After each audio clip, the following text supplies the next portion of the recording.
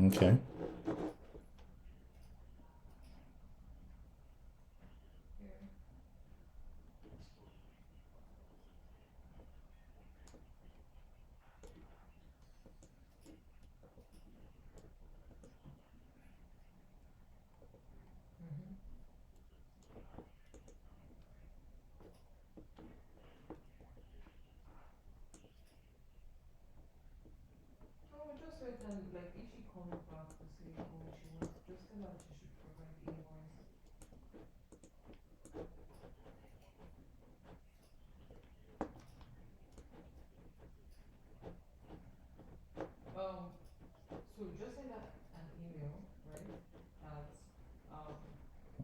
Okay.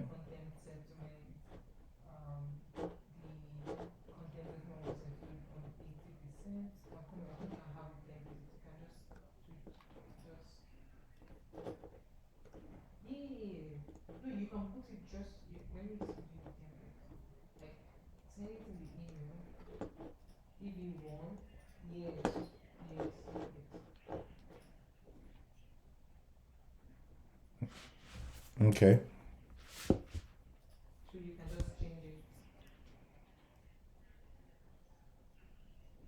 Mm.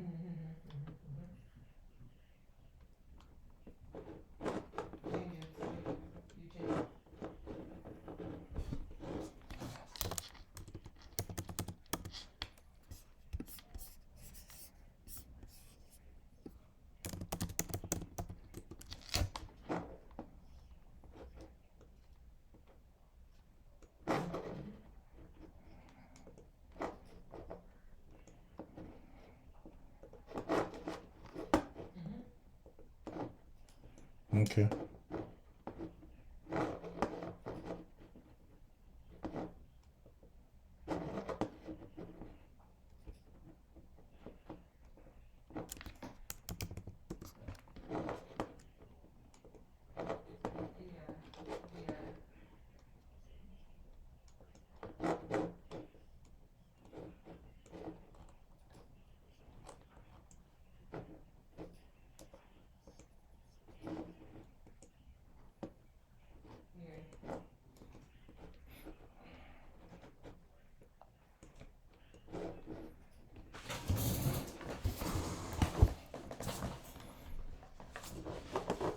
The portfolio. Okay. Uh, okay. Yeah, sure. We can dive into it. I would share my screen. I have your portfolio open. Desktop two.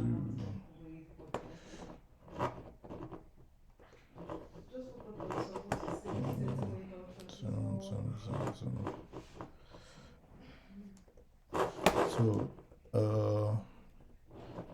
So, can you see my screen? Or do I need to? Is it still? Can you still see it like this? This is much better. Okay.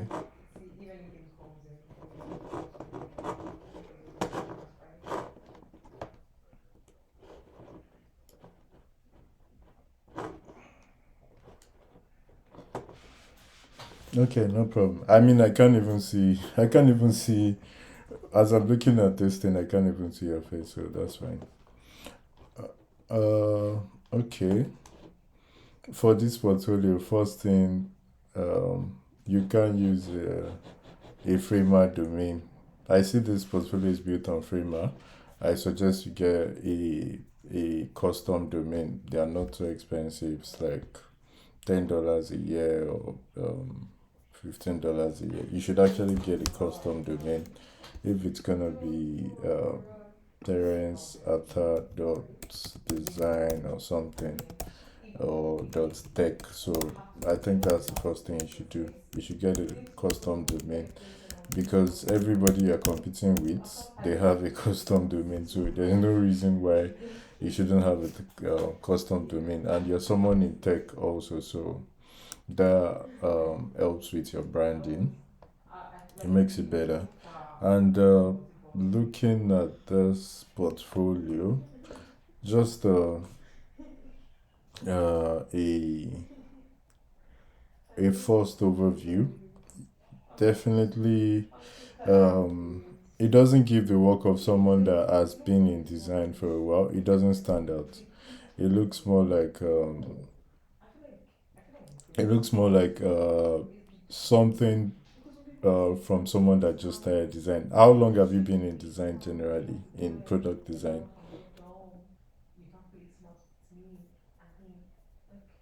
Okay.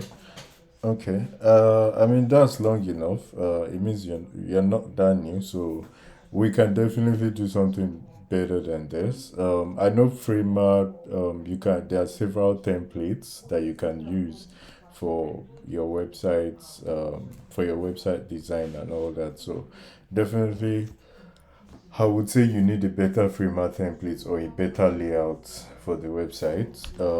Someone coming to the platform, reviewing a designer's profile, all this, the way this layout is in the background with the shadow and everything might not be visually appealing as much as possible to, um, would I say, recruiters in this kind of market that we are. So I would say you need a better layout, a better design. Then Ata is a Nigerian name, right? It's a Nigerian name. Okay. Okay. So it's. I would say it's good. Your first name is Terence, right?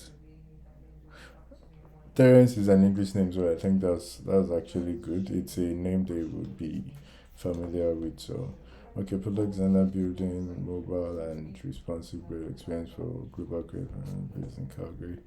Okay, your intro, the first thing, I don't want you to mention the number of years that you have experience in. Like, I want you to edit it. If a role requires 5 years, once they see 3 years here, they're already um, taking you out of the qualification for that role. You might be underqualified for a role and you might go to an interview and an hiring manager might actually like your personality and decide to say they want to give you a try. So you don't need to put the number of years right here for them to see. Then let's go further. Design and experiences, skills and okay. So, explore projects. Okay, is this is another page? Uh, okay, so the home page has the case study too. Okay, that is good.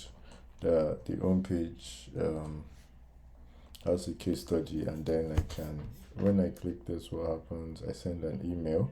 So I can see your email is also a Gmail. When you get a custom domain, you can have a custom email like maybe hi at terence dot design or hi at terence dot tech or something. So I suggest you get a domain and have your own primary domain as your email also, because you, if you claim to be in tech, you should do things the way people in tech would do, not the ways any other person on the internet can do. I'll open this.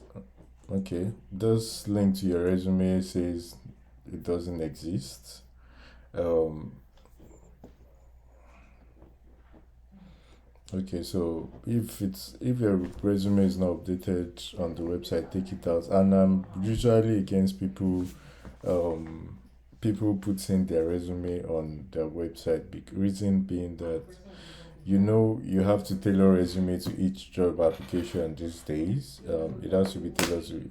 So when someone comes to your website, the resume you used to apply for the job might look vastly different from the generic one on your website. So it might raise a red flag that okay, this person said they can do this and that on their resume, but they came to your website and they see another resume that's maybe tailored towards banking, and maybe you applied for something in real estate. You wanted to sound like someone that can do something in real estate. So I'm usually not I'm usually not in support of having your resume right on your website. If you're gonna have it, let it be like a generic resume that doesn't say so much about what you're actually doing. You could just list your would I say your places you've worked. You could just list places you've worked without actually going into deep details about what you were doing there. So you can do that. Blog, there's not so much on this blog. Uh, there's not so much on this blog, so uh, let me see. I think you can just link it to Medium directly. Your Medium page. I don't feel the need to have this page. Just leave it to Medium directly because most people use Medium these days. They expect you to be using Medium, so um, that's fine. Okay. Mm, mm, mm, mm. Looking at this. Skill Hearts. Okay, you did Skill Heart program. That's Mobola. Okay. Okay. Okay. So first thing is the layouts. You need significant improvement. You don't have to use Framer. I know Framer can be quite expensive these days to buy like a portfolio template on Framer. So you can use AI to develop something that looks very nice. So I used to have a Framer template.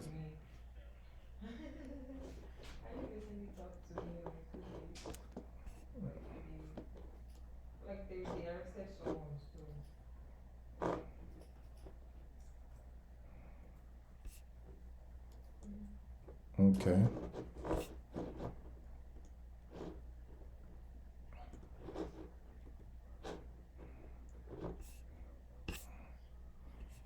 Okay. This is a Framer template. This is the kind of quality they want. You can see um, it's not so complicated. It's just a template you can edit. Put Terence here, put your brief description here, based in Calgary, something like this. You can take out this video because you don't need to put companies you've worked here. And this is a free template, like it's not even paid. So this is something you can edit to actually be yours. So just showing that. So let me just go deep into a case study and see what is there.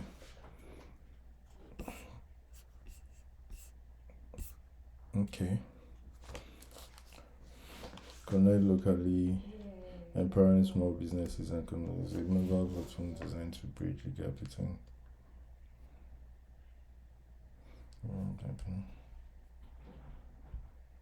Okay.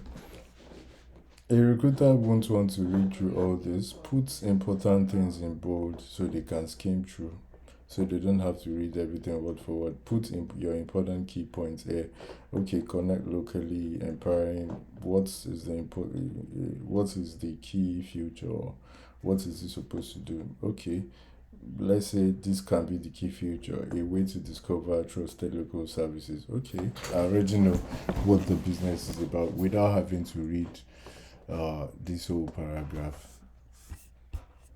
I like the tools here. This is good. Listing the tools you used here. So beyond just the icons, also find a way to put their actual names there, so they can know, because you're dealing with a recruiter at the first stage and they don't even know the technical tools we actually use. They might have like something from the hiring manager that says, oh, the person should be able to use Miro, for example, and this is a Miro icon, but that person will not know this is a Miro icon. That person is not going to know this is a Figma icon, even though you know it's a Figma icon. So little things like that, you could put their names under here, or there should be. It's even better you just put it as text and not even the icons. And you can see some of them, even when I over them, it's showing the wrong name, like this is Creative Cloud, it's showing Framer, this is showing Framer, this is Teams. I mean, I assume they should know Teams. They should show Teams. This is Confluence. So this is not even accessible because if I'm using it on the phone, if I'm checking it on the phone or an iPad, I can't see this. If I over it, I can't know what name this is, or yeah. So I wouldn't know. The challenge again puts important things in bold. What was the challenge? Uh, Small businesses struggle with reaching their target audience. Put it in bold. Customers find it difficult to. Okay. Looking at this, I'm beginning to ask questions. Okay, why can't they just use Google Map? Why is this different from searching Google Map to check reviews, or to if I want to patronize a business, for example, I would probably check Google Map to actually see people's reviews on what they're saying. How is this particular project different from that? So if I'm putting projects on my portfolio, I want to make sure they are like very solid products, like the best products you can actually you've actually worked on. So put that in mind when um, selecting items to put on your portfolio. Okay, so the solution, what I said before, put important things in bold. Always important to do that. The platform or promote the business and put important things in bold. So, you said you were a UI UX designer. Yeah. So here you're not showing me who you worked with.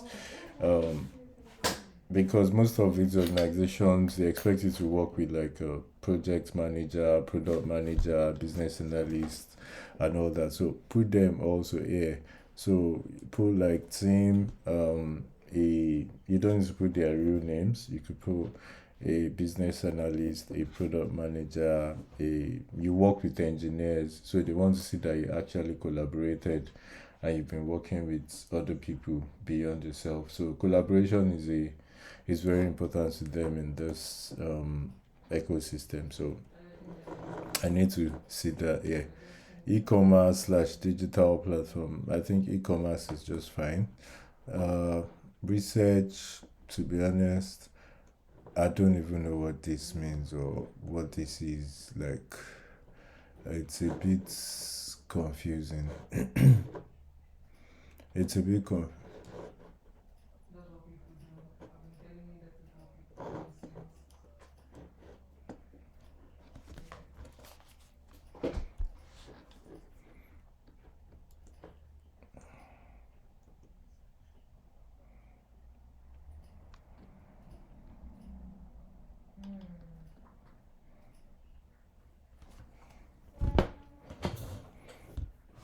okay. This needs to be better explained.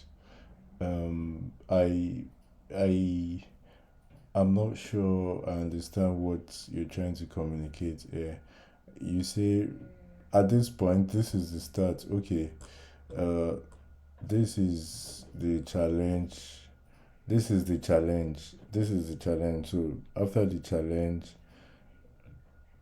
how did they even come up with the challenge? You're supposed to say it's like, okay, where did this idea originate from? Is it from the is it that the business has existed before where people having several issues, and then the management said, oh, okay, let's interview some certain users to actually understand and get feedback on their on the challenges with the application generally. That's how it's supposed to be, like a story, more like storytelling of how you went about the process. Okay, management noticed that, or a certain set of people noticed that it was difficult for them to find local businesses. Okay, so you work with the team to interview 100 people. You created like a survey, and they said, oh, out of the demographics of the survey, 50%, over 50% were female, some were undisclosed genders, some I don't know how increase in user retention came into being here. So this research point, I don't know what this is, but it needs a lot of improvement. You're supposed to tell a story um, of how the application came into being, of why it exists, what research was done, what was the conclusion after the research. You made like some proposition. You maybe you noted some different ideas down of what could be the possible solution to the problem.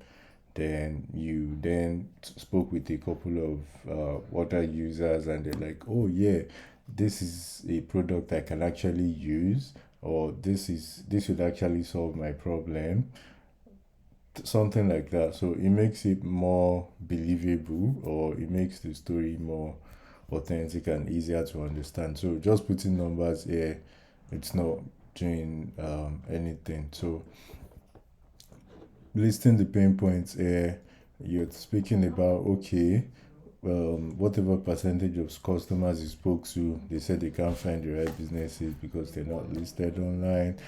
You also interviewed some business owners. This was the pain points. This was what they spoke about. So everything just has to, it just has to make sense for anybody reading it to actually understand, because this is your project. You understand it better, and you can put it to words better for any other person to see, because the recruiter looking at your profile, they don't understand the product. You have to make it as easy as much as possible for them. So looking at this portfolio right now, it looks like a generic portfolio that every other UX designer out there would have, and all the different sections are like, oh, what every other designer has. But the thing about design experiences is it differs per project. So it doesn't have to. There are projects where you don't need to have research because you simply didn't conduct research.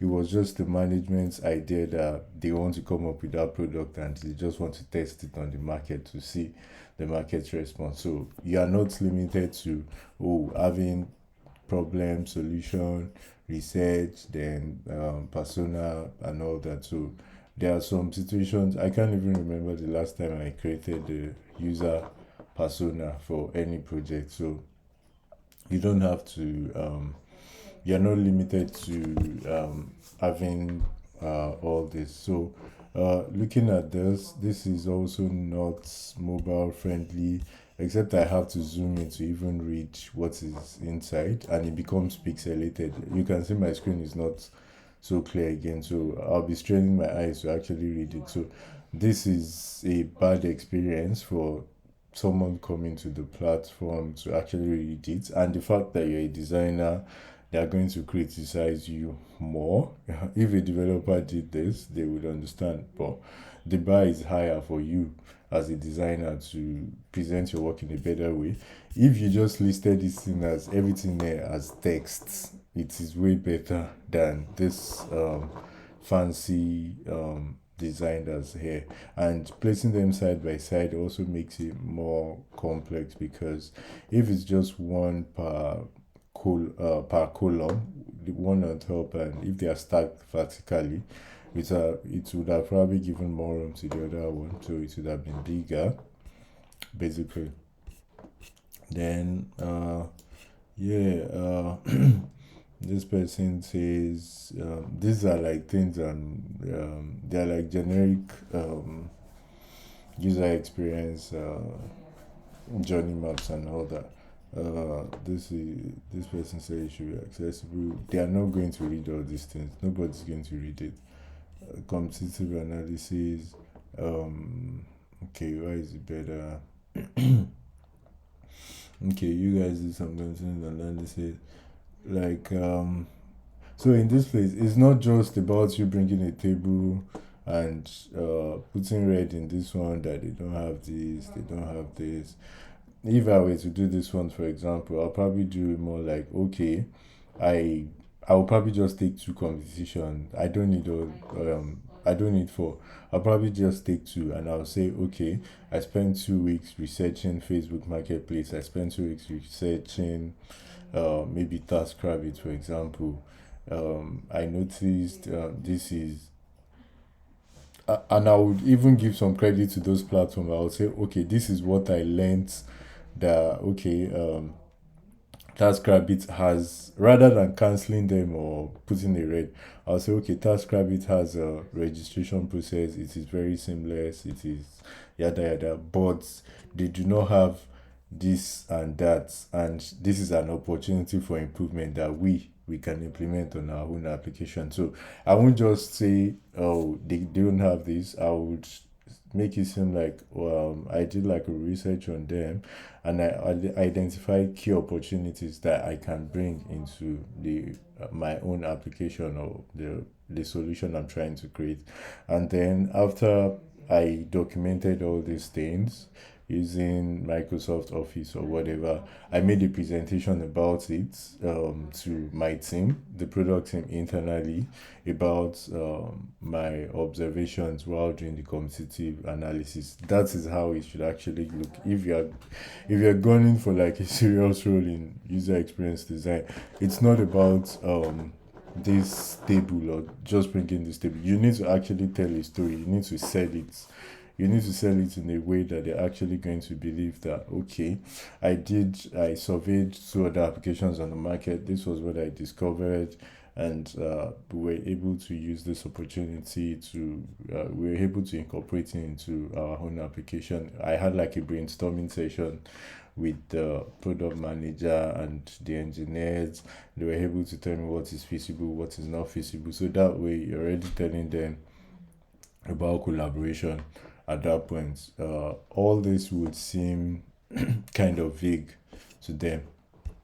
Then ideation, again, they don't know what this means. A recruiter does not know what they don't. They just know the generic names. They don't know what that means. You need to make it easy for them to understand. Okay, this is a user flow. Again, it's hard for me to zoom in and understand what is here because it's also quite pixelated, and you don't need to bring the whole flow inside here. Like you don't need to bring the whole flow inside here. Just like key things. Let's say, okay, welcome. Are you a customer? Are you a business owner? So I can see the first flow is for customers on top of here. The next flow is for business owners. So your images don't even have the titles. This should be like customer user flow. Highlight, you don't need to bring everything. Highlight key things that stand out in this user flow. Highlight key things that stand out here. Are they here to create accounts? Okay, sign up. No. Okay, sign in. Do they have a? It should be more like, oh, asking a question. Do they have an account? If they don't, then they sign up. If they do, then they sign in. Basically, that's what it should be. And while doing it, you should also make sure you consider edge cases. You said sign in. Most of the times, flows are never straight as much as possible. Okay, what happens if email signing? What happens if the server is down or the app is not working? Do they see like a toast that says they should contact us for help? That can be like an edge case here. When they enter their email and password, I don't know, is there a forgot password flow here? I don't think so. Can they remember their password? What if they can't remember their password? Those are the things they want to see, that you're thinking outside the box beyond an ideal scenario that actually just works. So those are the kind of things I would highlight here. If I were to do it, I would make it more obvious. What happens if the third party service provider does not send an OTP? Are they getting the OTP through email? Are they getting it through text? If one fails, can they try the other one? Like, are there alternatives to fix to solve the OTP if it doesn't work for them? So those are the kind of uh, that's like the kind of thought process they expect. So if you are putting a user flow, you better know how to defend it or explain it very well, and you don't need uh, all the whole flow. So just think about the whole thing. Put key edge cases there that shows that you think about every edge case beyond just any fancy stuff. Then low fidelity wireframe. You're not mentioning the tool you used. Here too, you should mention the tool you used to create this thing. This looks like something that was done on Miro or FigJam. I don't know. You should exactly. So I sketched, personalized it. I was able to create user flows on Miro in collaboration with the product manager. We chose Miro because it fosters easy collaboration. The product manager was able to drop their comments in real time, and I was able to also see it. Maybe you were working remotely. You say, owing to the fact that we were working remotely, this helped us collaborate easily. So it's little things like that they actually like to hear. Little things that we think is trivial. It's not really the technical aspects of the whole thing. I think I would say as Nigerians, we tend to feel like, oh, the technical aspects is that's what you need to like, but little things like that, knowing how to put it together shows more leadership or more control from your end. So this one, let them know what you used to create it, what you used to create the wireframes. Who did you work with? Okay, did you just create this and it was approved? Oh no, you work with the we work with the PM. After you guys were done with the high fidelity, you presented it. You had like a quick chat with the CEO to pick his brains on it, to see how they feel, how the business owner feels about it, and oh, they said we should change this and that, and this was easy because you were still doing lo-fi and you had not invested in the full design or full platform. Something like this could be a ick. Look at sync in, like it could be a ick. You should not have avoid typographical errors no matter what. Like avoid it totally as a designer. The color contrast of this yellow on this background is bad. This yellow is not so visible here, so use a contrast checker. Even I know it's low fidelity, but it is, they will not allow you as a designer. They, little things like that, they don't want to say. uh so design process. So everything I've been explaining is typically your design process. Like how I'm telling the story is typically your design process. So I should not be saying design process here. Design system is a part of the design. The whole thing is your design process. The whole case study is typically your design process. Uh, the color contrast there is bad. We are talking about colors, and this yellow is on this one. This is going to fail accessibility totally. So anytime you're picking colors, you can use web aim. I don't know if you know it. Web aim contrast checker. So it helps with checking colors.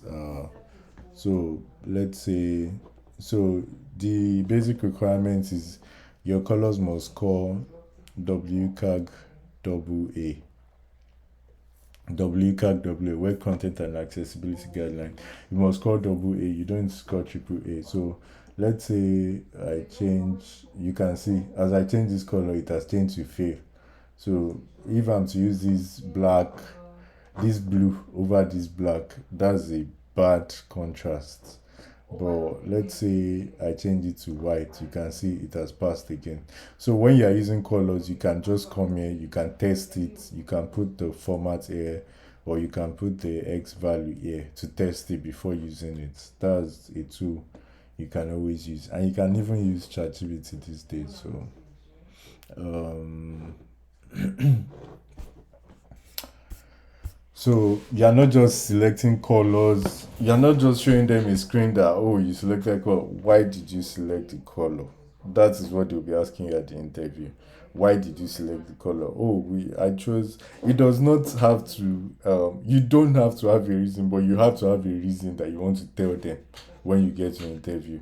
You can say, oh, you chose yellow because there was a similar product, and that's what you feel like people have been used to. So you don't want to change the experience, or this color because it was calmer and everything. Like even if you don't know what to write, if you just Google, say just go to Google or go to ChatGPT and say I'm building a an app for to connect to connect locals with trusted businesses, and I chose to be design it with yellow.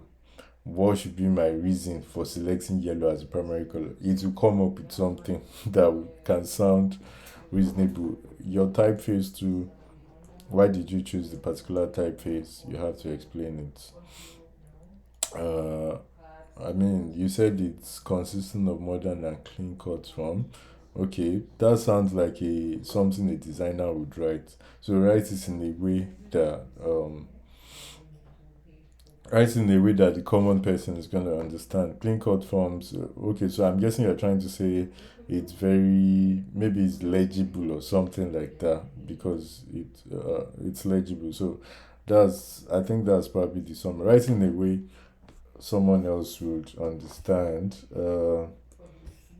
Components, also contrast. I'm not sure about this black on this yellow, but test it.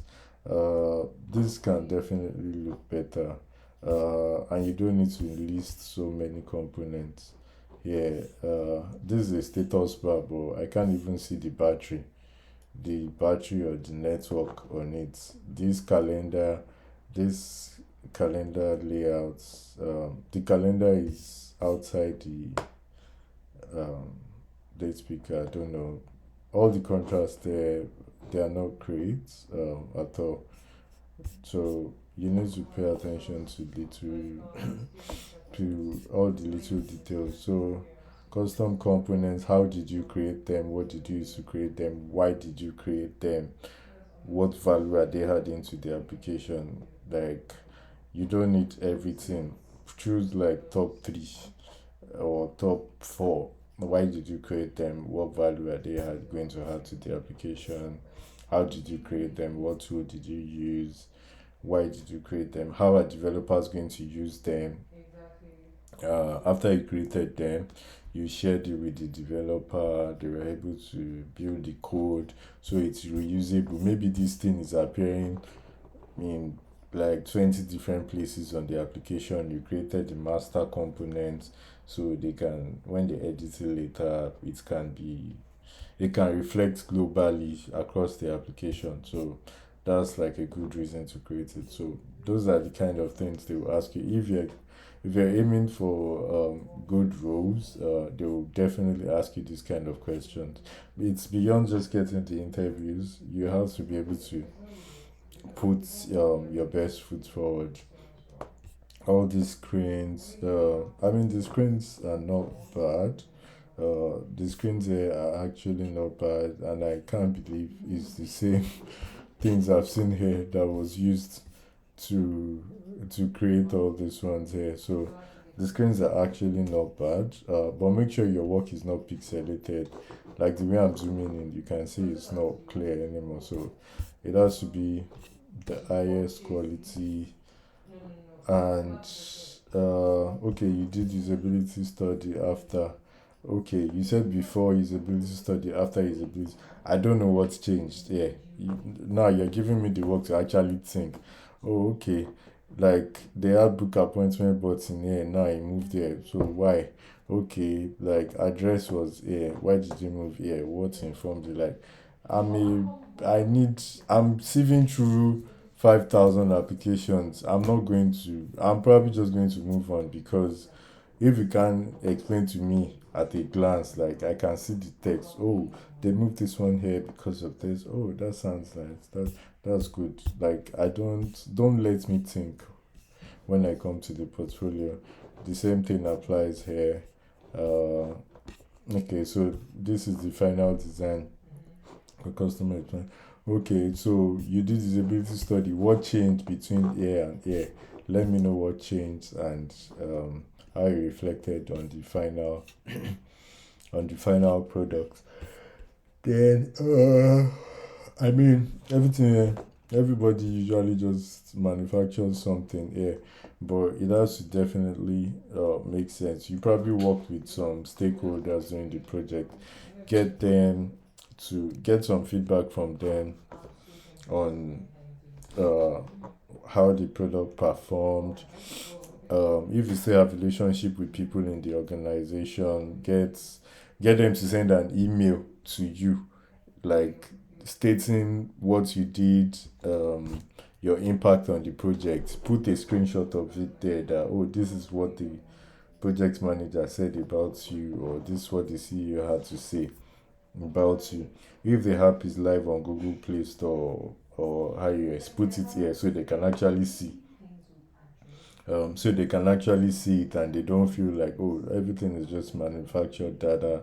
If there's testers or people that are actually using the application, put it so you have to have that social proof for them to actually take you serious or believe the whole story. Make it as believable as much as possible. Make it as believable as much as possible. While you were brainstorming here, maybe someone commented on something and said you should change. Like have a screenshot of that person's comment showing, so they can actually see that, oh, it wasn't just you that actually worked on it. You actually collaborated and worked with someone. So yeah, so beyond that, you just have to spend more time and reflect and have like a better layout, a better presentation that looks more modern. This kind of portfolio is something I had in probably 2020. This kind of portfolio, like, yeah, this is what I had around 2020. So we're in a market where people are moving so fast. AI is going crazy. So everybody, if you're going to be in tech right now, your game has to be up there. Like it has to be up there. And you have there are several AI tools. Everything I've just said now, you can do a lot of them with AI. Like maximize the potential that you have with AI. You can use Lovable to build something. I don't use Framer anymore because it's too expensive and it's manual. So these days I just use Lovable to create solutions. So I think that's all I can say right now. The layouts definitely needs to be better. There are several free templates on Framer. You can you can you can capitalize on or that you can use for free. But that's my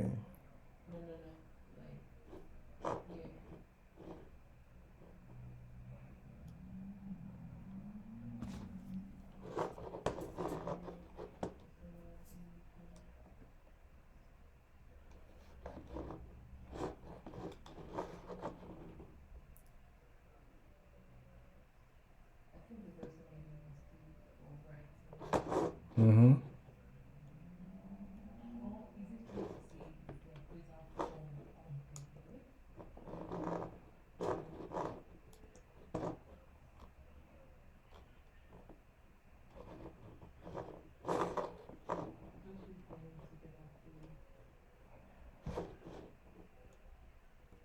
Mm-hmm.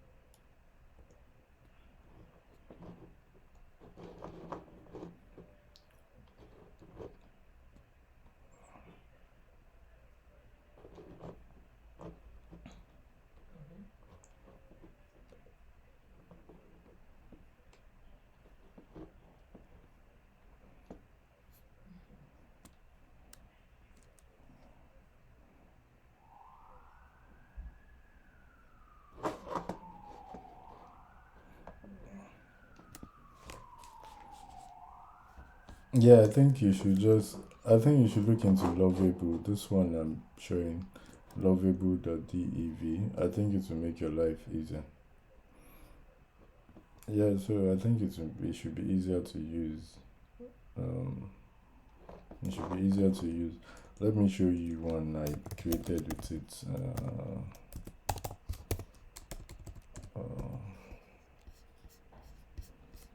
this is my portfolio, but I've not even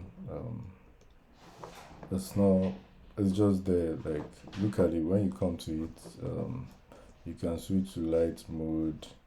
uh, Let me leave it in dark mode. It has like a chat interface like chat GPT. You can even speak to it.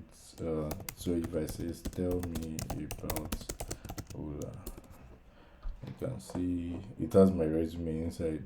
It says, oh, I'm a senior product designer with experience doing this and that. Like, the recruiter can just come and chat. What his leadership style is still good because I've supplied it my resume at the back, so it will answer relevant questions based on my resume. So you can see it's kind of different from um, what could be out there. I put like an intro video also, so they can play it and see. I put some projects I've worked on. This is not even complete, but just you can see here I mentioned everybody I worked with, not just myself. I put the tools here. Everything is in text. Yeah, most are just text. And uh, when I say I'm creating user flow or what is it, personas or whatever, I put video recordings of them actually there explaining what it means, because if they don't know, I do like short videos on YouTube unlisted where I can be explaining what I'm actually presenting. So I can explain they can play it and see what I'm actually presenting. So even before you intervene, like, they already understand most of it. People can easily digest video faster than text because it's less boring. I put important things in bold. Um, yeah, so this is not even a complete portfolio, but this is just showing. This is lovable, like from scratch. Everything built here is lovable, and I didn't get to do anything manually. Um, I put some projects I've built with AI on it also, so they can see, oh, I'm not just doing user experience design. Now they want to see projects built with AI. Do you understand? So that gives me more credibility. If I log out, I'm trying to log out of this thing. If I log out here, hopefully it works. So if I log out, you can see I have a blog too here, and you can see this blog here. I don't blog manually. It's just the AI blogging and writing about writing post around design for me. So you can see it's writing 2 posts a day. I'm not even lifting a finger to write anything. The AI is just doing it. And this does not even cost me $10 a month for it to be doing all this automatically. So it just writes it. I'm not creating anything, man. So doing things like this is also bringing traffic to the website, so they can know that I exist. Or so there are a lot of things you can automate. That look at it. This is lovable. I told you to look at your website. Build me a portfolio for Terence, but a way better one, looking crisp, looking like a crisp Figma template. I didn't pay to do this. Look at it. He created it. Now you can see your connect locally is here. See, it's a better layout, and it's even responsive. And this is just the first prompt. You can see how clean it is. You can just put your picture here, put the portfolio here. It's puts interaction, everything. Like, you don't need to write code or anything. See, this is your stuff. This is your stuff, and it has done it has done a way better design than and this is just the I didn't transfer. This is everything. See, but this is all I sent you. It built me a portfolio for. I put your URL there, but and I now wrote but way better and modern, like a crisp framer template. That's all I put. That's all I put on Lovable, and he created it. So you don't need to create anything from the scratch. By the time you start editing it more, they'll probably want you to pay and all that. But it's look at, but you can see the results. Like it's way better than spending hours using Framer or doing this and that. Like it is way easier. All you need to do is buy domain and upgrade to buy credit. $25 per month will even it will get your portfolio done for you on this thing. Like just know what you want to put, plan everything down, send the prompt to it, switch it to plan mode. There's a plan mode here. Switch it to plan mode, send everything to it and do it. Like I don't think you spend $50 on this whole thing to create your whole portfolio. So that's something you can capitalize on rather than wasting time on manual processes. It shows a nice front and everything looks clean. So yeah, that's all I got for this session. Yeah.